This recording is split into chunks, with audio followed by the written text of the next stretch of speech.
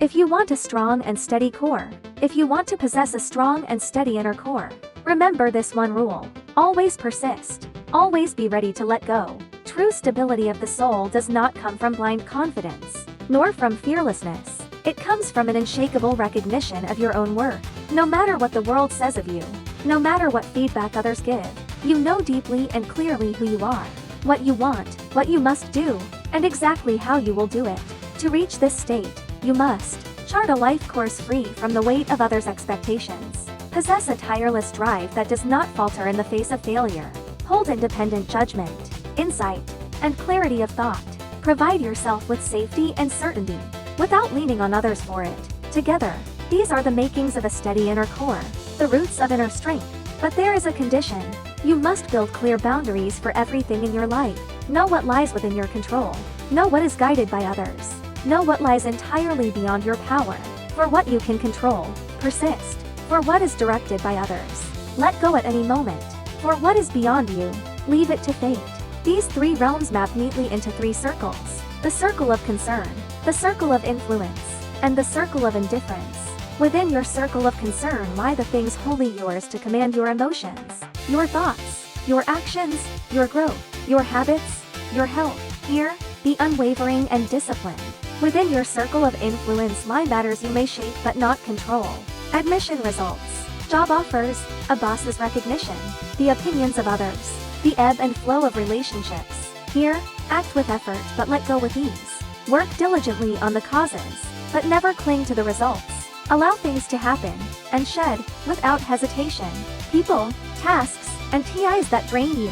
As for what lies beyond you altogether, the thoughts, choices, and values of others, the chatter of news and gossip, banish them from your field entirely.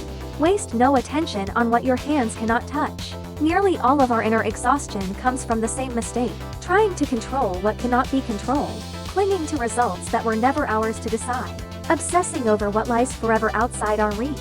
The cure is simple. Sort every anxious thought into its rightful circle: concern, influence, or indifference, and act accordingly. For example, if you are anxious about your body, remember, your body is in your circle of concern. The cause lies in your diet and your exercise. So take action: change your meals, cut the junk, cook your own food, commit to daily workouts. If you are anxious about getting a job, remember, the offer itself is not yours to command, but within the process, there are points you do control. Your are some. Your interview performance, your skills. Turn your worry into concrete action. Polish your are some. Sharpen your craft. Practice until you are ready. Then accept the outcome with calm. Whether the company chooses you or not, their decision does not define your worth. It may simply mean the fit was wrong. Psychology has a name for this balance: the Festinger law. It tells us that only 10% of life is what happens to you.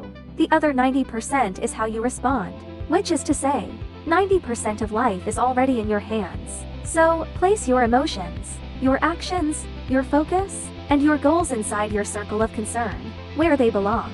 This is where true order comes from, and where your power grows firm. This is the foundation of a strong soul and a steady core.